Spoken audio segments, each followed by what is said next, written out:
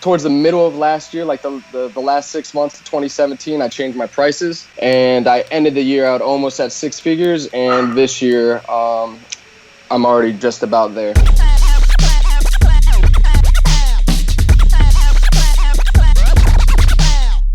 Peace, what's going down? It's DJ Payne 1 for BeatStars.com.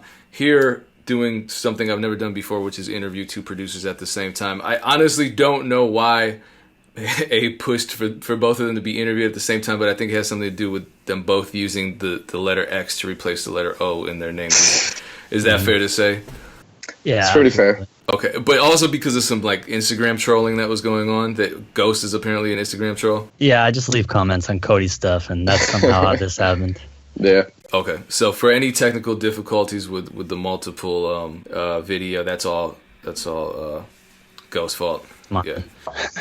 Just to start things off, I love interviewing people who aren't producers, who aren't necessarily the most connected in the industry, just because you give really honest answers. A couple months ago, and I don't know if the two of you were a part of this conversation, but a couple months ago on Twitter, there was this really interesting moment that happened, which was a bunch of, and I think it was specifically BeatStars users, started posting screenshots of their monthly earnings. Mm-hmm. I think it was a pushback to a lot of the criticism that internet producers were getting. The stigma is that you can't make any real money selling beats online. You sell 5 beats for 99 cents. How are you making any money? And then there were these screenshots that proved producers were making $10,000 a month, $12,000, $15,000 a month, and I interviewed Taylor King recently, who's a very successful producer who sells almost exclusively on the internet, and he told me his biggest month was $20,000. He's talented too. I love all this stuff unique, but yeah, definitely, absolutely.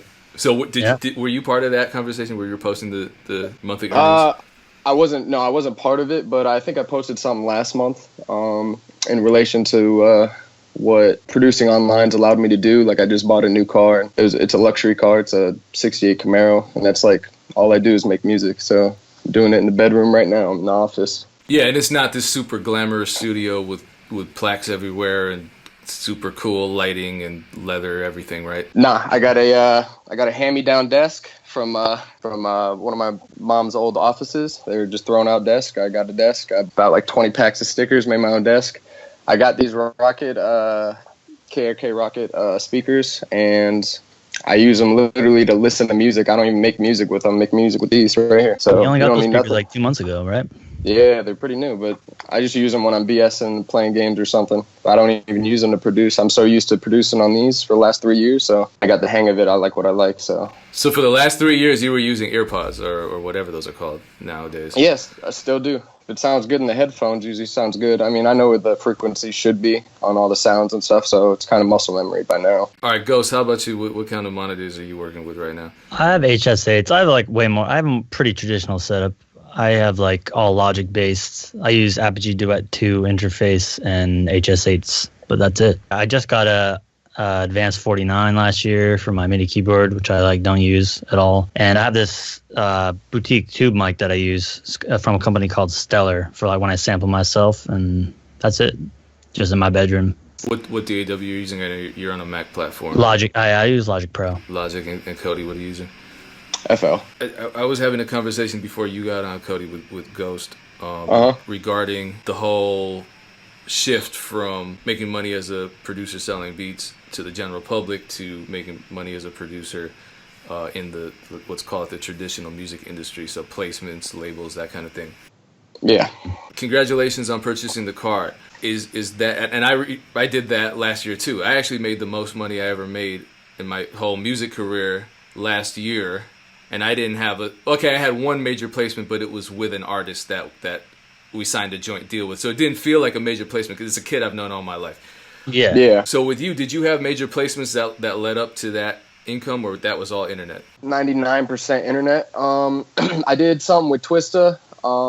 Me and his manager are still in touch, but I think that was my first year that I finally had something. I don't even think the track ever went out. He recorded it and sent it to me, but that was the first placement contract I ever signed.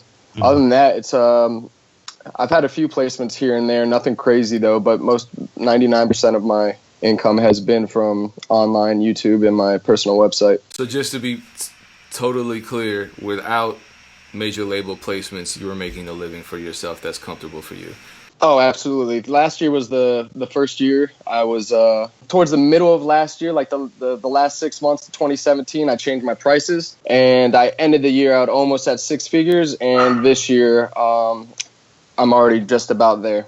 I'll be there by the end of the month, and it's we're in June. Yeah, so we're 6 months into the year, so that's. I've been producing 3 years, so second year I was making a good living, and then this year it's picking up even more. You know what? Let's just talk about that really quickly, because 3 years isn't that long to make six figures. What would you say is a part of your overall strategy, a part of your overall work ethic that has led to you creating that loyal of a customer base where you're able to generate that amount of income? I think really I just adopted the keep it simple, stupid method. I'm super consistent. I don't change stuff up much. I got my formula, and I always try to be unique with my music, but I don't do anything that strays too much from as far as a business model goes. I release, I haven't missed a week of uploading. 7 days hasn't gone by without me uploading in 3 years. Some weeks I'll upload 2 or 3, but I make sure that no matter what I do, I always have something to upload.